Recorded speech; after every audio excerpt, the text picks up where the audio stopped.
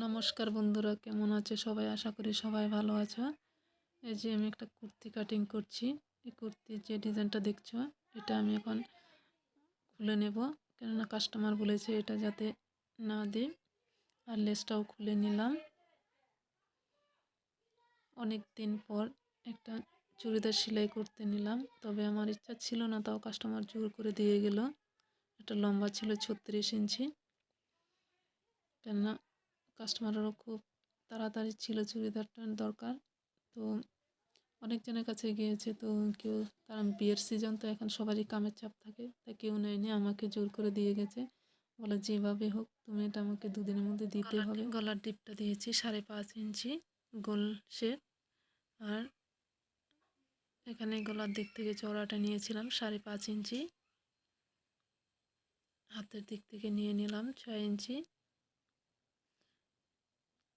32 তাই 8 দিয়েছি, 2 ইঞ্চি এক্সট্রা দিয়েছি। কোমরটা ছিল 30 আর 2 ইঞ্চি এক্সট্রা নিয়েছি।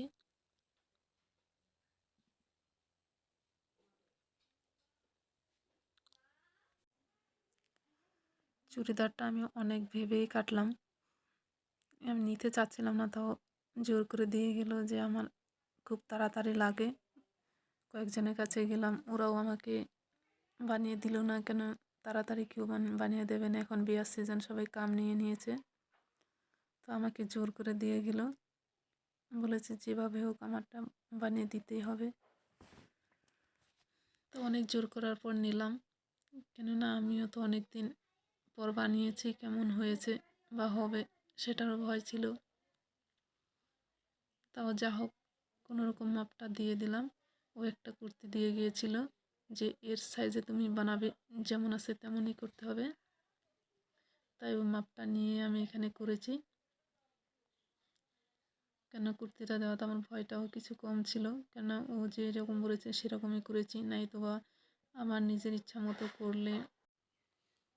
তাই ও যেমন বলেছে তেমনই করছি। এটার মাপ হিসেবে গলাটাও ছোট ছিল, আর হাতটাও বলেছে 15 ইঞ্চি লম্বা, 14 ইঞ্চি সেলাই করার পর থাকতে হবে।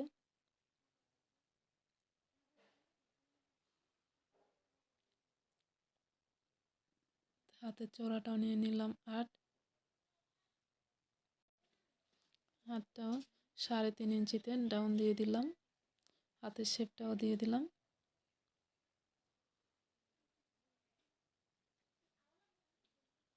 এখানে 2 ইঞ্চি এক্সট্রা নিয়ে নিয়েছি।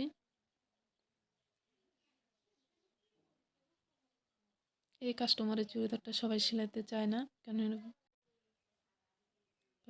চুড়িদার যে সেলাই করে ওনার কোনো না কোনো কমপ্লেন থাকে, এরকম কেন হলো সেরকম কেন হলো।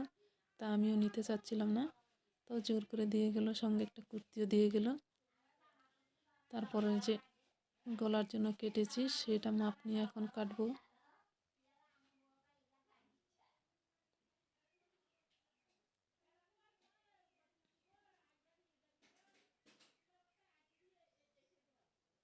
এবার গলার মধ্যে বেশি সেলাই করে নেব।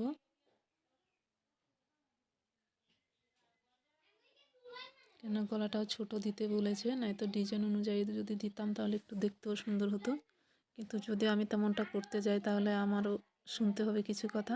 তাই আমিও যেরকম বলেছে তেমনটাই গলাটা ছোট করেই দিলাম। কিছু কিছু কাস্টমার আছে যাদের কাপড় সেলাই করার সময় অনেক চিন্তা করতে হয়, এরকম দেব কি দেব না, তারপরে কি বলবে। আবার অনেকজন বলে তোমার যেমন ভালো লাগে দিয়ে দাও, কিন্তু সব কাস্টমার তো সমান হয় না। সামনের পাটটাও রেডি করে নিয়েছিলাম, একইভাবে পিছনের পাটও রেডি করে নিয়েছি। এবার এভাবে বসে সেলাই করে নেব।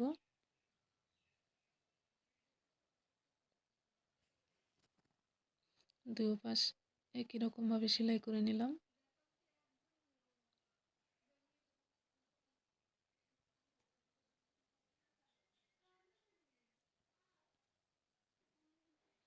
দুইটা জয়েন করে নিলাম। এবার হাতটা জয়েন করব ঠিক, তারপরে এভাবে সেলাই করে নেব।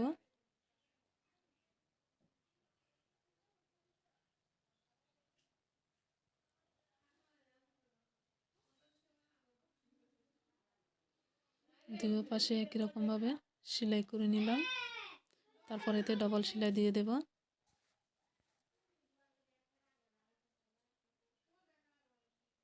ডবল সেলাই করা হয়ে গেল।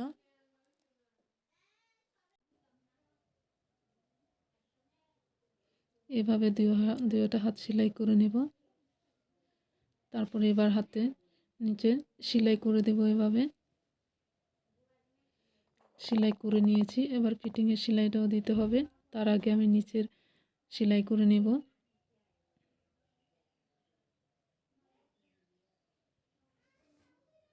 নিচের কাঁচাটা সেলাই হয়ে গেল। এবার পাশেরটাও সেলাই করব, কেননা আমি এটা কুর্তি যেভাবে যেরকম দিয়েছে সেভাবেই সেলাই করছি। তাই আগে পাশে সেলাই করে নেব, পরে ফিটিংয়ের সেলাইটা দেব। এভাবে মেপে দুই পাশে সেলাই করে নিলাম। তারপরেতে যে লেসটা খুলেছি সেটা লাগিয়ে নেব হাতে। এটা হাতে লাগাচ্ছি। দুই হাতে লাগিয়ে নিলাম। এবার ফিটিংয়ের সেলাইটা দিয়ে দেব। হাতটা ছিল 4.5 ইঞ্চি চওড়া। তারপর 2 ইঞ্চি ছেড়ে এভাবে পুরোটা সেলাই করে নেব।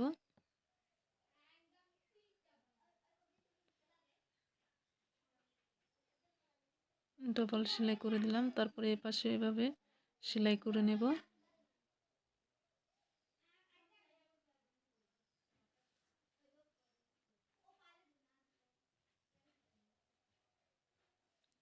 যেমন তেমন করে তো আমি কুর্তিটা সেলাই করে নিলাম। এবার কাস্টমার এসে যদিও চয়েস হয়তো ভালো কথা, না হলে আমার আবার এটা খুলতে হবে। তো কেমন হয়েছে বলবেন। নমস্কার।